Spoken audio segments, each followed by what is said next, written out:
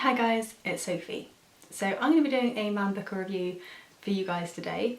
I don't own a physical copy of this book, so I will just put a little image here as we go through, but it is Snap by Belinda Bauer. I didn't like this book and I feel like that's very important to say very early on.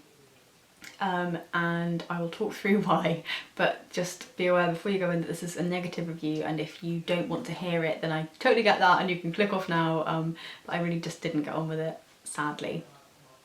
So there was a little bit of chat around this book when it was longlisted for the prize anyway, because A, it's a thriller and the Man Booker is sometimes critical of genred fiction, and it was seen by quite a few people as kind of an entry into the Man Booker and the acknowledgement of thrillers and crime writing as a more literary form. But there was also some controversy mixed in because one of the judges, Val McDermott, is really close friends with Belinda Bauer, and I think blurbed Snap, I don't have a copy so I can't see it, but has put quite a lot of effort into the publicity of it.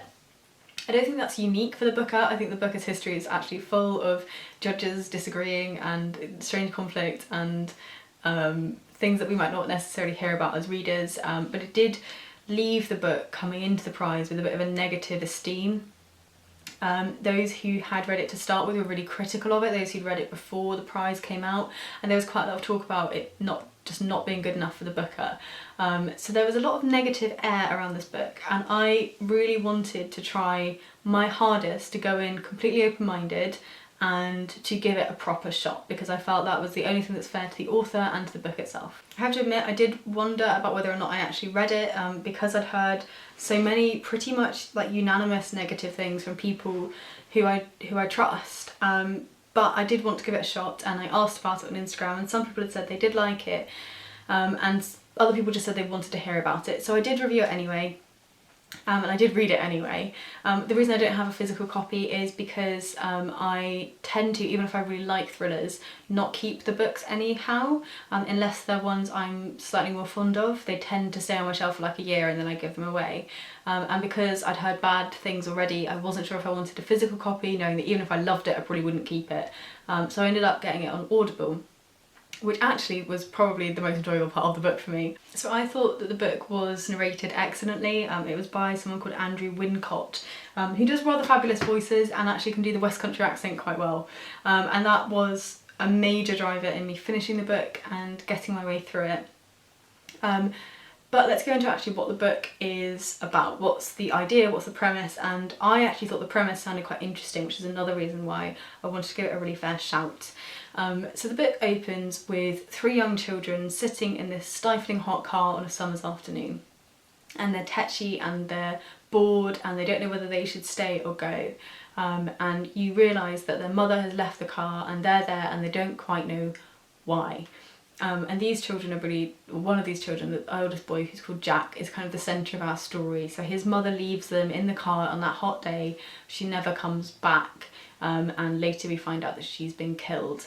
And we are uncovering the mystery of how that happened and what happened in that time through Jack, who's her young son, with the aid of the police force. And it is actually all set where I live, pretty much exactly, like in the area in which I live. So I know a lot of the places that they're talking about very well, very intimately, down to kind of like roads and things, which was a slightly obscure thing because I hadn't realised that at all before I went in.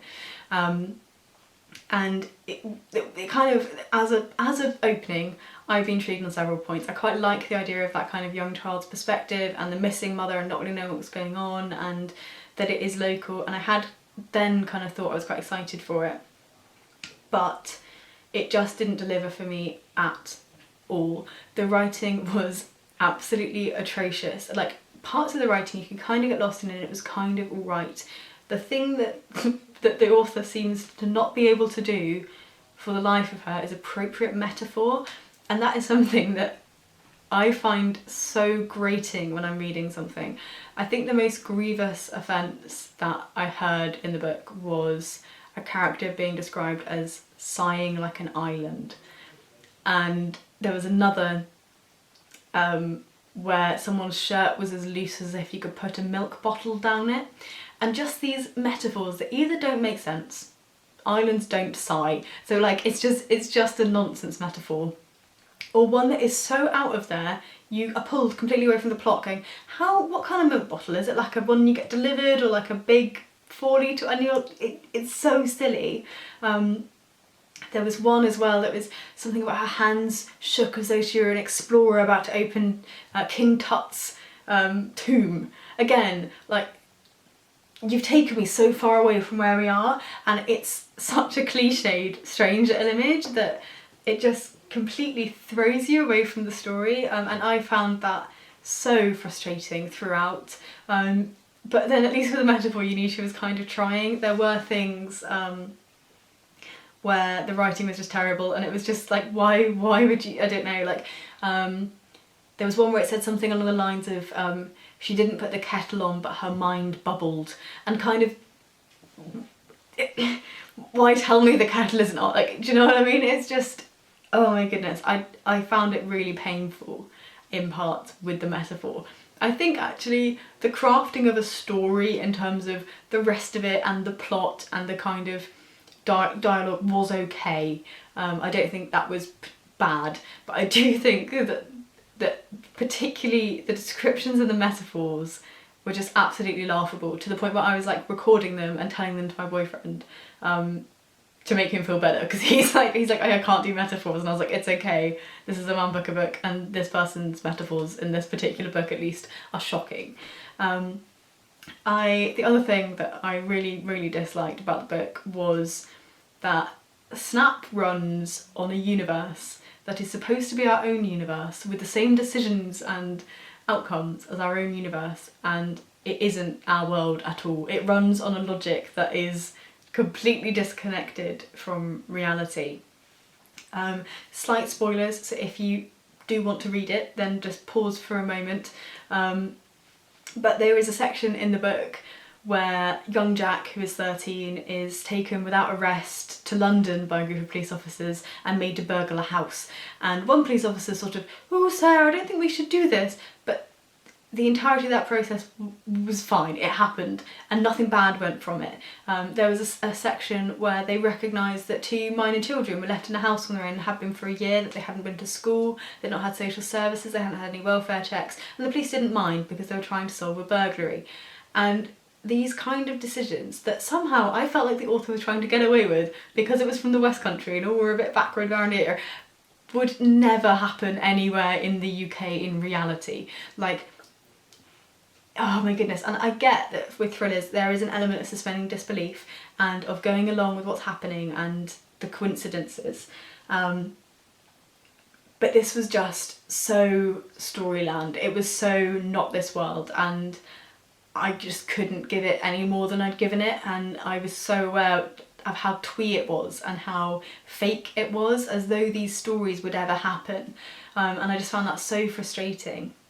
Talking of coincidences, there are also, again, spoilers, some massive coincidences through the book. For example, the most common of one that you'll have seen if you've seen other spoiler including reviews, is that the knife that kills his mother is a single, one-of-a-kind knife. And the police don't know this, nobody bothered looking at it when it came out of evidence. It just happens that Jack, on a burglary, sees the knife. Like, there's levels to which I'm willing to put my intellect to one side to enjoy a thriller, and this wanted me to give too much. I think if it had been wonderfully written and maybe poorly plotted, I might have given it a shot. If it had been brilliantly plotted and just poorly written, I could have coped with it, but it wasn't. It was just this mix match of things, and I let myself do it. I let myself go through to the end, and I wasn't hating it. I didn't give this book 1 star, I gave it 2 stars, because I don't think it's absolute trash, but I really don't think it's very good at all, and I really don't think it's Man Booker worthy. And I didn't want to be the person who came out of that reading experience thinking it's because she's mates with one of the judges, and that is how I feel, and that's a proper shame, because I did honestly try and give it my absolute full benefit of the doubt, and I went in, and even probably for about 15% of the book I was still giving it and going, go on then, impress me, you can do this, it's fine, I'm with you. and I just had to let it go. I couldn't maintain that throughout the book. I wouldn't recommend it. I think if it makes a shortlist, it's a bloody travesty, but we'll see, won't we? Yeah, if you've read it and you have thoughts, leave them down below. I will chat with you guys again soon. If you love the book, I do apologise. I just couldn't get on board with it at all. Alright, I'll see you guys again soon. Bye.